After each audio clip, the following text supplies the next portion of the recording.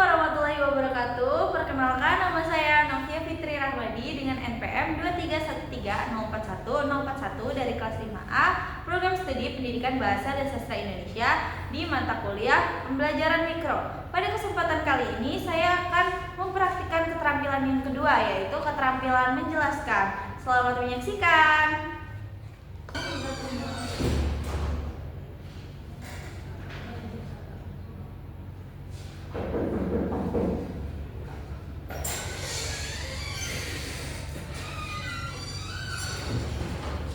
Assalamualaikum anak-anak.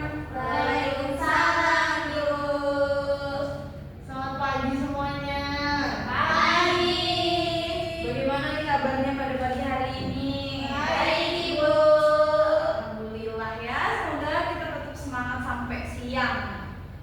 Jadi sebelum kita mulai pembelajaran pada pagi hari ini, mari kita berdoa dulu agar pembelajaran hari ini berjalan dengan lancar. Silakan ketua kelas dipimpin doanya. Semua siap? Berdoa mulai. Berdoa selesai. Nah, anak-anak, sebelumnya kita kan sudah belajar terkait teks deskripsi ya.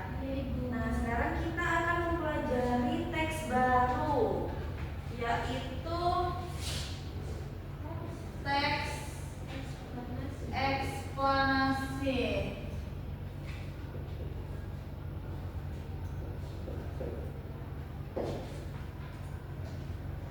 Eksplanasi ya. Tapi sebelum Ibu jelaskan lebih jauh terkait teks eksplanasi ini, Ibu akan mengajak kalian untuk menonton sebuah video pendek dari YouTube tentang contoh dari teks eksplanasi. Silakan kalian simak videonya ya.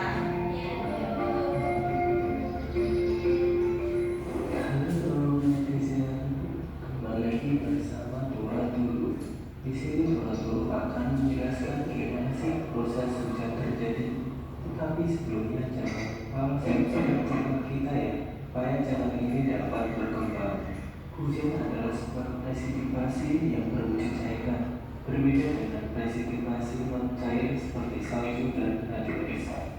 Hujan memerlukan keberadaan lapisan atmosfer tebal agar dapat memenuhi suhu di atas titik beralat dan juga berasal di atas permukaan bumi. Terus bagaimanakah proses terjadinya hujan dari awal hingga akan turun hujan? Yang pertama, air menguap karena panas matahari. Matahari adalah sumber energi yang telah memenuhi permukaan bumi. Efek panas matahari juga menjadi awal mula terjadinya hujan tersebut. Panas matahari dapat menyebabkan air lalu menguap ke udara, baik itu dari laut, sungai, atau air danau, serta juga air dari kandungan makhluk hidup lainnya. Yang kedua, uap air menjadi padat dan terbentuklah awan.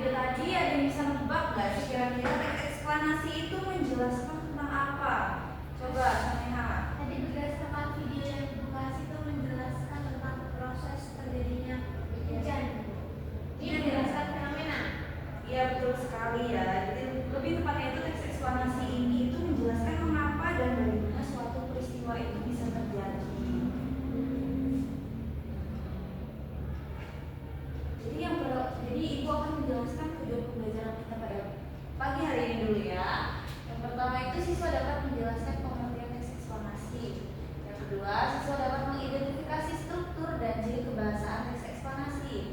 Yang ketiga, siswa dapat menentukan topik dan fenomena. Kemudian siswa dapat menuliskan teks eksplanasi dengan runtut dan logis. Jadi apa sih itu teks eksplanasi?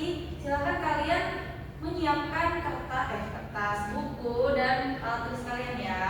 Dicatat. Oke, kalau sudah ibu akan mulai menjelaskan terkait apa sih itu teks eksplanasi. Jadi teks eksplanasi itu merupakan teks yang menggambarkan bagaimana fenomena atau peristiwa alam atau sosial itu terjadi atau terbentuk. Nah, tujuannya itu untuk menjawab pertanyaan mengapa dan bagaimana sesuatu itu terjadi.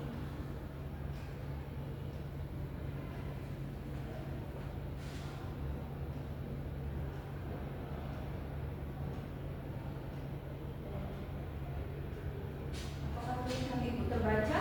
Terbaca, Ibu.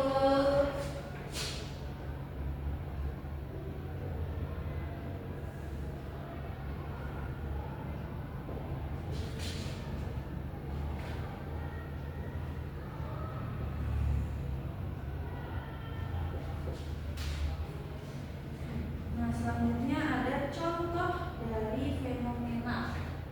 Nah, contoh dari fenomena itu seperti yang ada pada video pembelajaran kita tadi itu ya, yaitu fenomena gunung meletus, terjadinya hujan, tsunami, kemacetan lalu lintas, fotosintesis, ketergantungan pada teknologi. Nah, itu tuh dari fenomena-fenomena ini itu kita bisa memunculkan sebuah teks eksplanasi.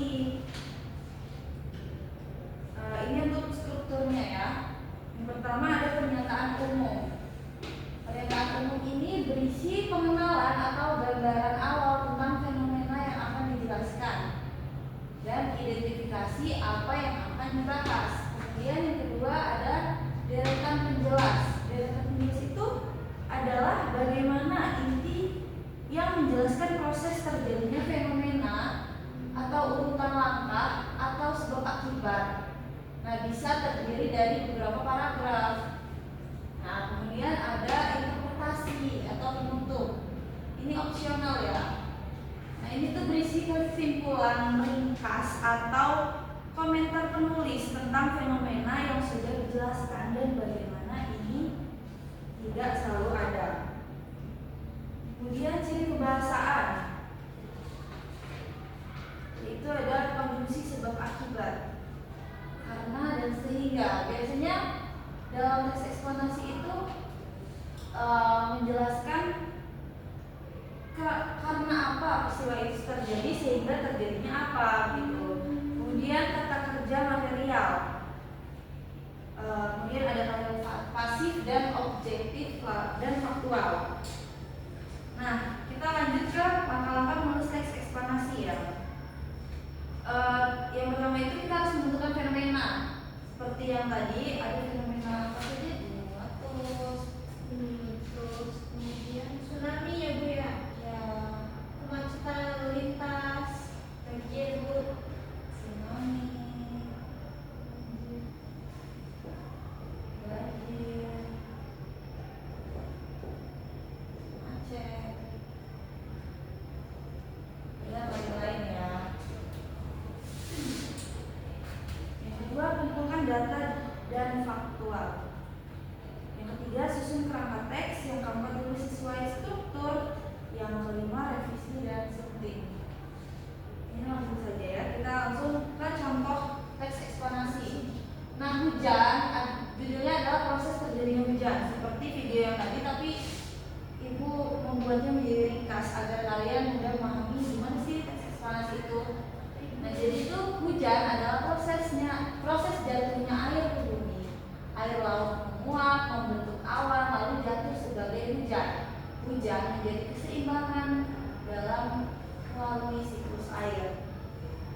Nah, di dalam ini contoh teks eksplanasi ini, pernyataan umumnya ada di kalimat pertama, yaitu hujan adalah proses dari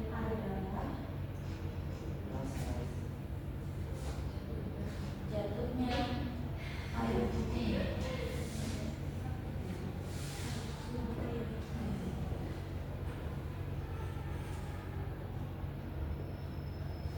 Kemudian penjelasnya itu terlihat pada kalimat kedua, yaitu air laut menguap Membentuk awan, lalu jatuh sebagai hujan. menguap membentuk awan Lalu jatuh sebagai hujan.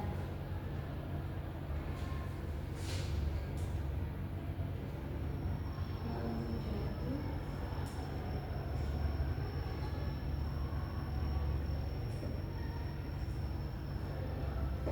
Nah, untuk interpretasinya itu ada di kalimat ketiga, yaitu hujan menjaga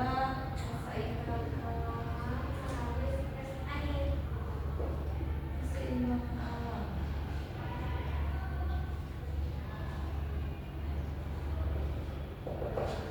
Gitu ya. Nah, dari sini, dari contoh ini, dari contoh tersebut ya, kita akan memulai latihan menulis teks eksklamasi.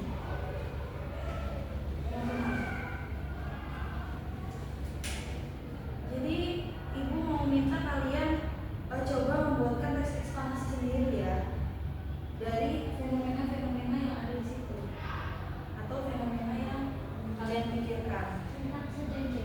Iya, singkat saja. Seperti ini tadi. Ini maju atau tidak? Boleh langsung dibacakan saja. Kalau sudah ya, silakan dikerjakan terlebih dahulu.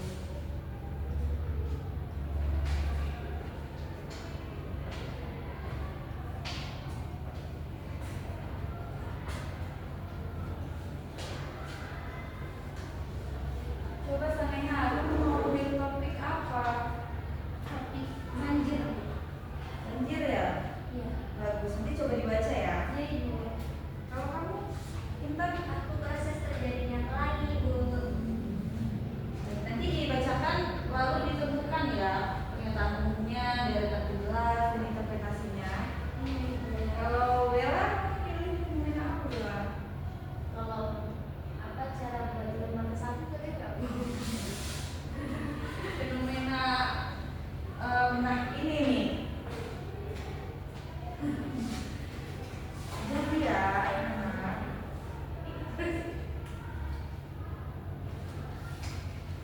teks eksplanasi itu menjelaskan tentang fenomena alam, sosial, atau fenomena budaya.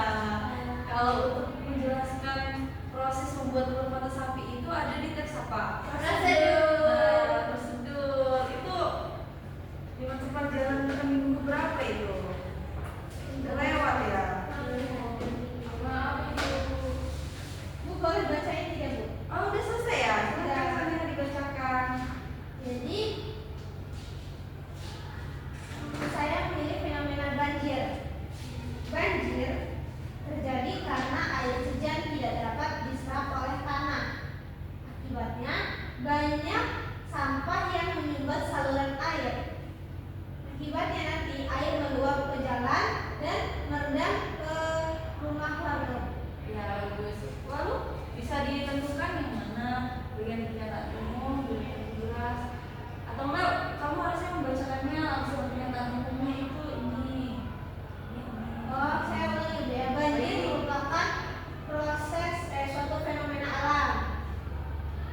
Kemudian terjadi karena hujan yang tidak dapat diserap oleh tanah. Akibat banyaknya sampah ini merupakan deretan jelas karena ada sebab dan akibat. Sedangkan kalau pernyataan umumnya, banjir merupakan fenomena alam gitu ya. Kemudian akibatnya air meluap ke jalan dan merendam rumah warga ini masuk ke deretan jelas. Tapi saya tidak menambahkan interpretasi karena kalimat opsional. Iya betul, bagus sekali ya Sanena. Kemudian siapa yang mau? Jadinya Bella silakan. Aku judulnya Maraknya Pelanggaran Lalu Lintas, Bu. Pada pernyataan umum itu, dia menjelaskan pelanggaran lalu lintas merupakan tindakan atau perbuatan seseorang pengguna jalan yang tidak sesuai dengan peraturan yang berlalu. Tindakan tersebut dapat membahayakan dan juga merugikan orang lain serta diri sendiri, baik secara langsung maupun tidak langsung. Terus di bagian deretan penjelasan, Bu, terdapat contoh pelanggaran lalu lintas yang bisa dilihat di jalan seperti tidak menggunakan sabuk pengaman, helm. Kemudian contoh pelanggaran lalu lintas lainnya yang memberikan dampak bagi orang lain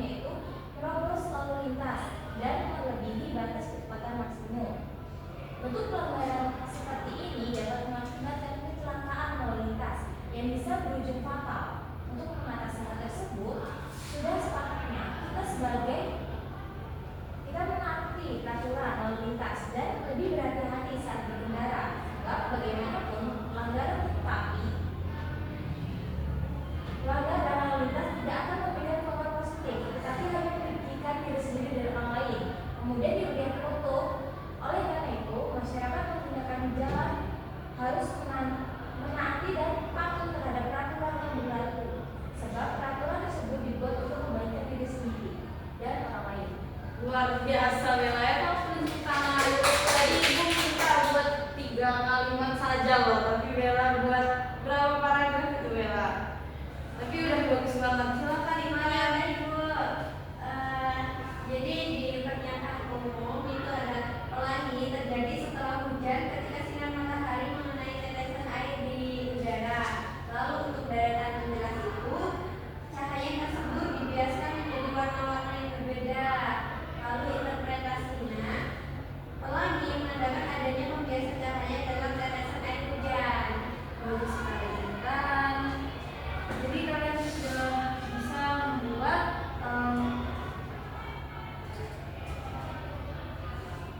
contoh teks eksplanasi dan kalian juga sudah dapat menjelaskan yang mana pernyataan umum, yang mana daratan menjelas, dan yang mana interpretasi.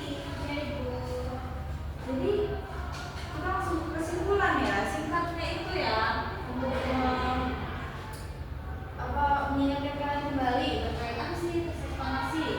Jadi singkatnya itu teks eksplanasi adalah jenis tulisan yang bertujuan untuk meningkatkan pemahaman pembaca dengan cara menguraikan secara faktual dan logis hubungan sebab akibat, mengapa atau proses terjadinya, bagaimana suatu fenomena alam atau sosial itu terjadi. Nah, hari ini kita sudah belajar kan bahwa teks eksplanasi itu menjelaskan proses terjadinya suatu fenomena secara logis dan faktual. Nah, kita juga sudah tahu strukturnya, pernyataan yaitu pernyataan umum, jadi ini struktur ya. Kita sudah tahu strukturnya, apa saja strukturnya?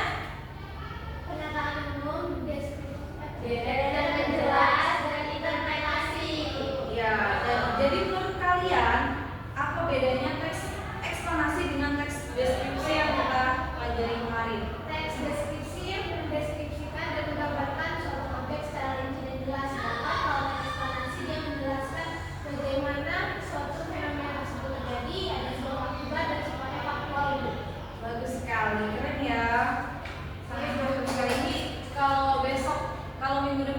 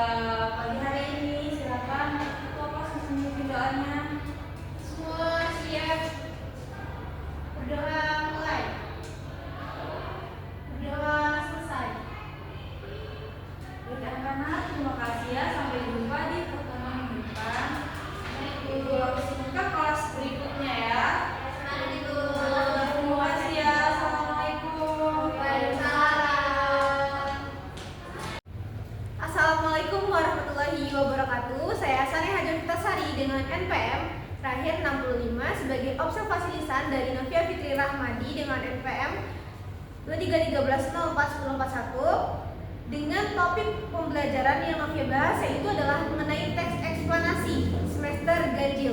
Berdasarkan hasil observasi tulis, berikut hal-hal yang tertera.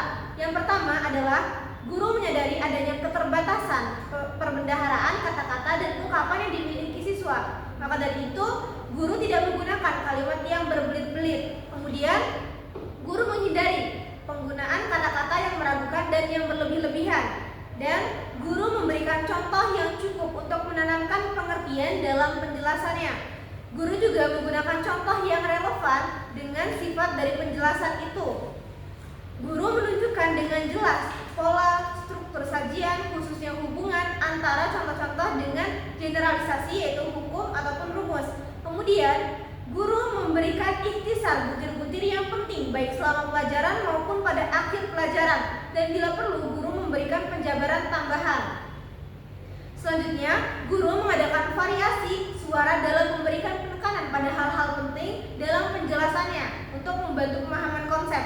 Kemudian, guru menggunakan butir-butir penting dalam memberikan penjelasan seperti tekanan dan cara mengulanginya, mengatakan kalimat lain atau menyebutkan satu demi satu seperti 1, 2, 3. Kemudian, guru memberikan penekanan yang berbeda, diberikan pula seperti mimik, isyarat, ataupun dengan gerakan selama pembelajaran berlangsung. Selain itu, guru juga memberikan penekanan yang diberikan dengan menggunakan gambar demonstrasi atau benda yang lainnya. Kemudian, guru mengajukan pertanyaan untuk mengetahui pemahaman, minat, atau sikap siswa tentang relevansi atau kegunaan dari pembelajaran mengenai teks eksplanasi. Dan yang terakhir, guru menggunakan barikan itu untuk menyesuaikan ketepatan atau mengubah maksud penjelasan itu. Sekian dari saya, terima kasih. Wassalamualaikum warahmatullahi wabarakatuh.